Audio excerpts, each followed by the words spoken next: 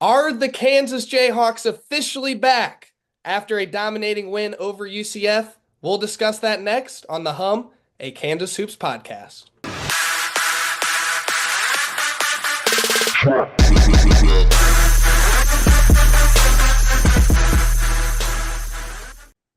Welcome back, everybody, to the Hum, a Kansas Hoops podcast via the Field of 68. I'm Sam Lance with Jackson Bezdek, and honestly, right now, Jackson and I are just wondering what in the heck did we just watch? Kansas rolls past UCF 99 to 48. I mean, Bez, what the heck just happened? I was going to ask you that. I have no idea what just happened. That was the most bizarre, dude, UCF, they weren't there. They did not show up. Like, that's an understatement to what just happened. Kansas went up big at the beginning of the game. Like we had talked about, like, that's the way Kansas is going to win this game, get up big, maintain the lead. Dude, they completely decimated the Knights, bro. Decimated. Is that a 50-point win? I mean, that is absurd. That is absurd, especially after what we just watched. I don't even that's kind of all I have. We can end the show there and that's it. That was just ridiculous. Leading up to this game, after the West Virginia loss, Kansas had a 6 hour day with a lot of film breakdown, and it showed in this game. Kansas held UCF to under 50. That is the first time Kansas has held a team to under or 50 points or under since Miami in 2022. It's the first road win for Kansas outside of the state of Oklahoma since February 20th, 2023 when Kansas beat TCU. I mean, I am also kind of just out of words to say, Bez, but I think this is the place to start in this game is Flory. Flory Bidunga is here, ladies and gentlemen. He is here and he is here to stay. Wow. Wow. I mean, just talk Yeah. about Flory a little bit, Bez, because that was ridiculous. That play he made when he blocked a shot went straight vertical, swung down to block it, then got the rebound, took it coast to coast, Euro steps, and throws down a one-handed dunk. It was one of the best plays I've seen out of a KU big since Udoka Azubuike went coast to coast in the Maui Invitational about 5 years ago. All right. That was an absurd, a ridiculous display of athleticism. 6 blocks. Are you kidding me? I mean, he could have had 9. He just missed on a few of them. I mean, he was all over the place. And I think a lot of Kansas fans are like, Bill, take him out because his draft stock is rising by the second, and we need him back next year, please. Thank you. Yeah, it's the most blocks that a Kansas freshman has had in a game since Nick Collison in 2000. It's been a That guy. long time That guy. since Kansas. Yeah, that guy ended up pretty all right for the Kansas Jayhawks. The final line for Flory 12 points, 5 rebounds, 6 blocks, 6 of 8 from the field. This is the first time all season that Flory has played 20 plus minutes in a game. I would bet a lot of money that Flory is going to be playing 20 plus minutes a game the rest of the season. What is there to say? He is just a freak of nature out there, Mhm. and this is exactly what this Kansas team needed, right? The energy. That is all that was talked about leading up into this game was energy, energy, energy. And Flory plays with a whole lot of it. I mean, this dude, you're right, Bez. Please stop, Flory, because you Yeah. might not be around too much You believe if he's this not. continues. It's insane, Bez. It's insane. I think that Kansas has found something here. This will be remembered as the week of Flory for a long time, and this is a season-altering week for Flory Bidunga and the Kansas Jayhawks. Dude, Man, 100%. And he even had like an actual finish at the rim too, where he got it down low, couple power dribbles, went up strong, finished. That's great to see too, because we know he can catch lobs and dunk and all that good stuff, but that was a real post play that he made too. So that was also a nice little sight. And yeah, full display of all of his abilities. yeah, I'd expect to see a lot more Flory this year, and A person that we didn't see a whole lot this season that we did see today was Shaquille Moore. Shaquille Moore got the start today, a little three guard look for Kansas with Dewan, Zeke, and then Shaquille Moore, KJ Adams, and Hunter Dickinson to start this game. Shaquille Moore got his most run of the season by far, and he looked pretty damn good. What did you think of Shaquille Moore's performance today, Bez? I thought starting him was a great move by Coach Bill Self because that sets because Shaquille Moore's brought in and his whole deal is he's a great perimeter defender. He gets after it. He can really, really guard. That sets the tone from tip off of hey, we're guarding this game. We're all five of us. We are all going to guard really hard. All right, that's what we're going to do today. And you don't give up. You didn't even give up 50 points. And I'm not saying like oh Shaq Moore starts. That's the reason. But just that initial energy, like that, just what I said in the under four, man. Those first 5 minutes were so crucial, and UCF could not get anything going. I think they had 3 points at the under 16 timeout. Just great execution defensively right off the bat, and a lot of that has to do with Shaq Moore being a great on-ball defender and making UCF uncomfortable. Knocks down two threes in the second half. I mean, shoot, everybody was looking comfortable out there today for the Jayhawks. I mean, my goodness. Yeah, the biggest thing we talked about leading up to this game was the three guys getting 15 plus a game, and then Sellers obviously working his way back. We were pretty scared of how things would shake out on the defensive end for Kansas, and I actually predicted a Kansas loss in this game. Of course, this is why this has happened, but yeah, Shaquille Moore, huge catalyst in this game, 6 points with those two threes in the second half. He also had 6 assists and 3 rebounds and a steal to go along with it. He had those 2 turnovers where he just chucked it over people's heads, but I mean, it happens. It happens, and he wasn't pulled. Yeah, directly after that, Self let him play through it, and I thought that was a good thing. My biggest kind of takeaway with Shaq on the court is Kansas just looks fast. I Right. mean, they just got up and down, Bez, in this game. Lot of transition in this game. I mean, the second half kind of just turned into straight transition. But when this game was actually like still a basketball game in the first half, Kansas was getting out and running as fast as they could. I even saw there was a long rebound that was like definitely going out of bounds off UCF, and Dewan was busting his butt trying to go get it because he wanted to grab it and go and not let them get set up on an inbounds. And they didn't. He didn't get to it. Had to throw it out of bounds. But just that mentality of Dewan going after it that hard that was clearly a point of emphasis from the coaching staff coming into this one. Hey, we want to get out, we want to run a ton. And you're right, like Shaq is super fast, man. He's fast with the ball, and he's another like former point guard. I mean, we'll get to it soon, but Zeke Mayo showing why being a former point guard out there with DeJuan Harris, that actually is pretty helpful. Yep. Another player that we have to talk about in this game is going to be Hunter Dickinson. I mean, Hunter Dickinson just absolutely dominated. Uh, UCF 7-footer went out in the first half with those 2 fouls, and Kansas took advantage. I think Hunter had 21 and 7 in the first half. He ends up finishing with 27-9 to go along with 3 blocks, a steal, and he also had an assist in this game. Great game by Hunter Dickinson, and really, whenever Kansas has the upper hand in the paint, I mean, they're going to take advantage of that every single game this season. And I think maybe, just maybe, Bez, we're starting to see a little bit of an identity forming for Kansas, being kind of dominant in the paint. 62-10, Bez. Points in the paint advantage for Kansas. Out rebounded UCF 63-32. I mean, Jesus Christ. How is that even possible? That has to be some sort of record. I feel like 62-10 points in the paint. I've never heard that in my life, honestly. Like you would have thought that was against Washburn. I mean, like that and the whole game plan from UCF was so weird. We're gonna guard KJ 30 feet away from the basket right up on him. We're gonna not double Hunter until 11 minutes left in the second half when we're already down 45. And we're just gonna do that the whole time. Why? Why are you letting Hunter one-on-one every time? He say whatever you want about Hunter Dickinson. Any criticism you could ever muster up for him. If you leave him one-on-one, he is still one of the best players in the entire country. And he showed that today. Just a reminder of like, hey, I've been getting triple teamed for like the past 2 weeks. That's kind of why my numbers are down. Here's what happens when you don't do that. Yeah, I get my numbers, and you don't. I didn't even notice.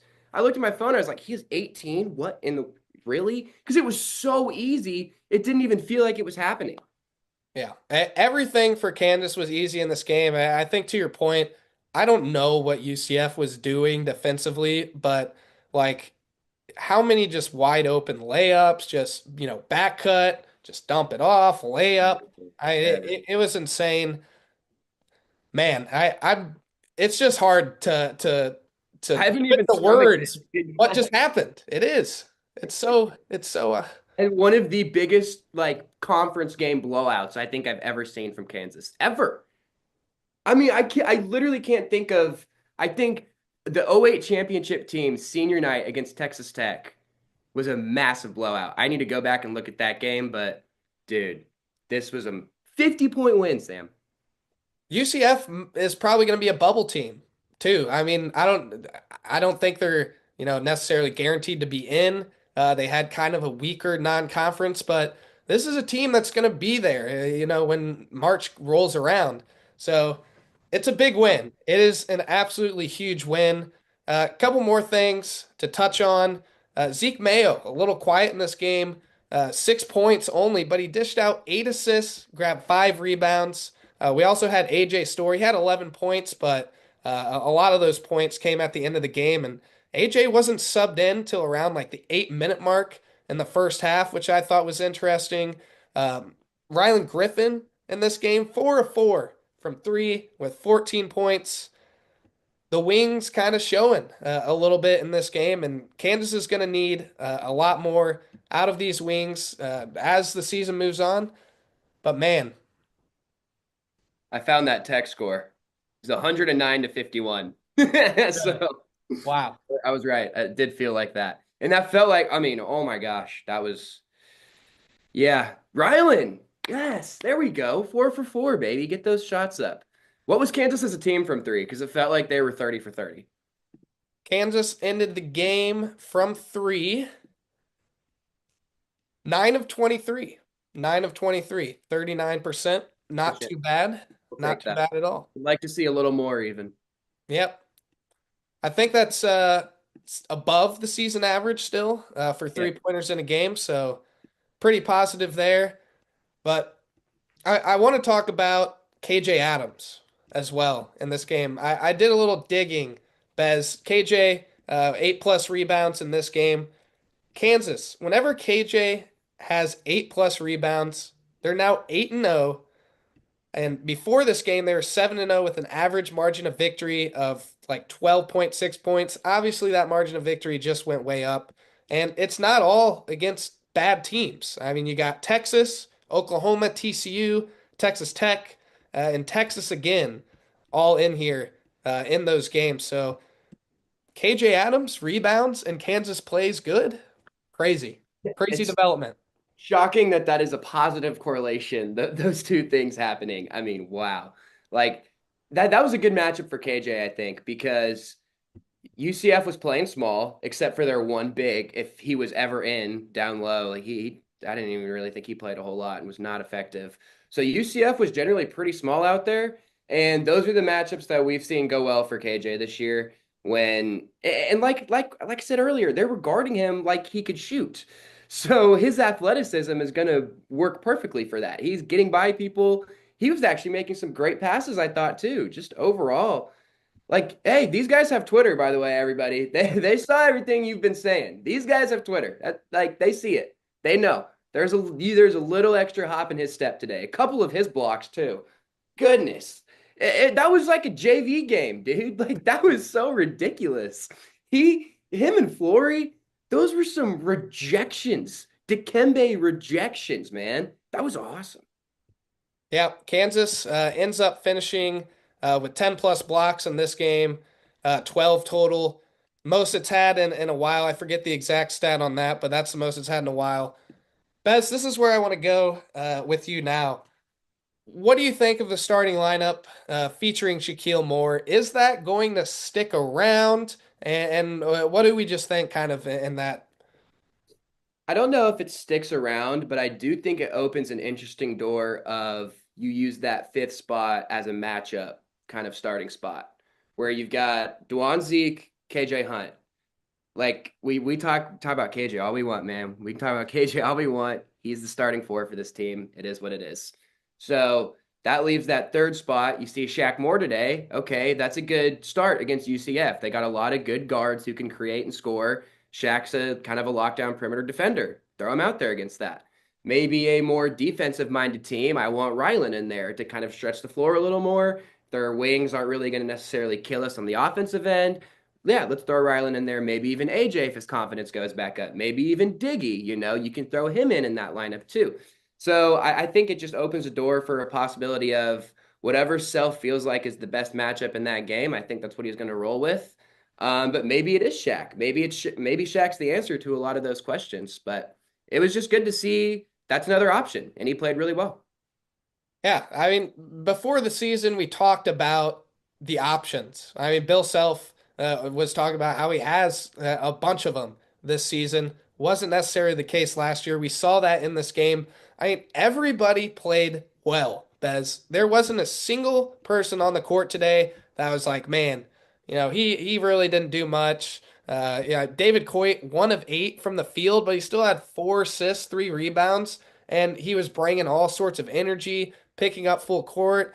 I mean, everybody just looked super comfortable today. And really, that's the first time we've seen that all season, where every single player on Kansas looks like they fit in, looks like they know what's going on out there. So that was really good to see.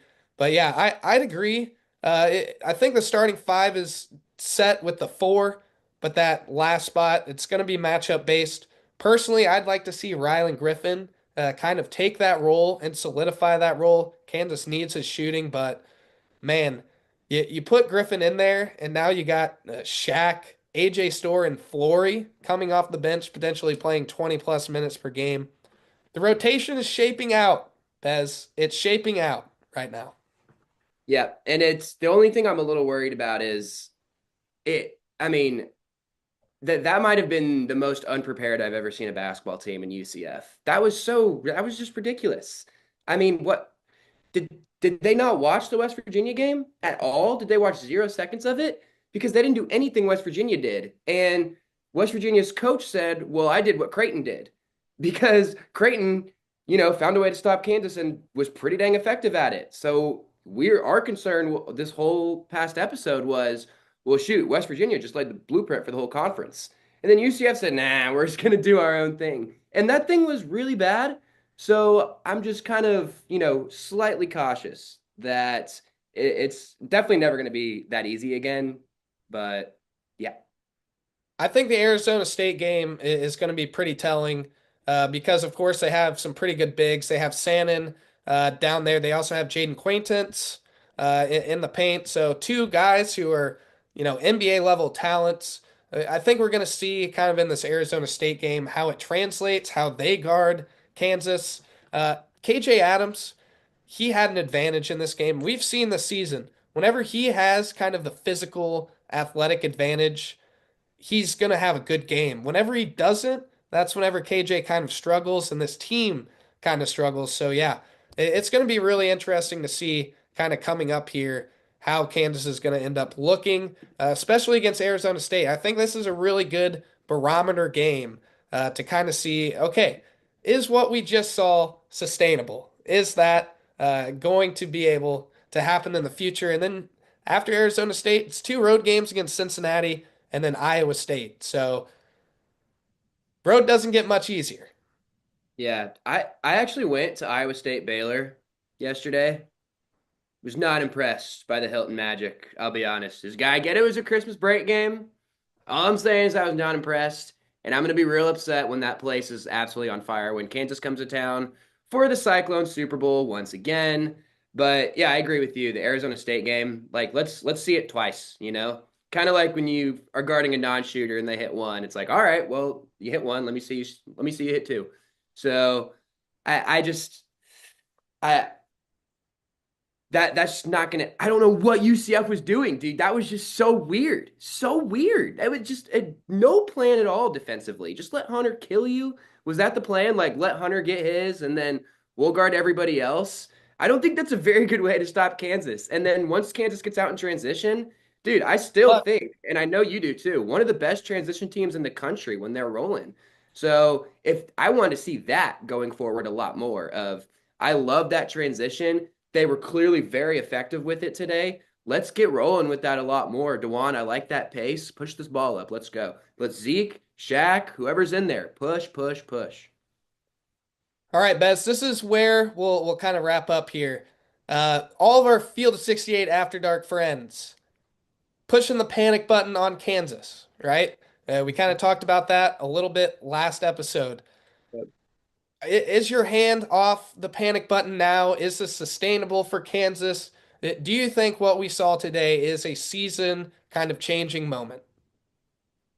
I would say I'm leaning towards yes, because I just think you saw a lot of weight come off a lot of shoulders today, most specifically Rylan Griffin. I think that Rylan might be he might be going now. Like it might be time to roll for RG. That was big time, going 100% from deep. Just the general confidence. Hunter finally has a big game. Like he's wanted to have a big game for so long and just hasn't been able to. KJ, was having fun. He was smiling, doing his KJ stuff. And then obviously like Flory just completely eye-opening. Like he is, if he was not on your big board draft NBA draft scouts, he is now. So, and you said it earlier, but Zeke's playmaking, dude, like if that's a thing, that makes this team so much more scarier because that makes him effective even when he's not shooting well. So there was just pieces that I saw that kind of all came together that if they come together a little more, I do think that could, elevate this season to another level maybe. The Final Four is back in the picture, Bez. It's back. Kansas is back.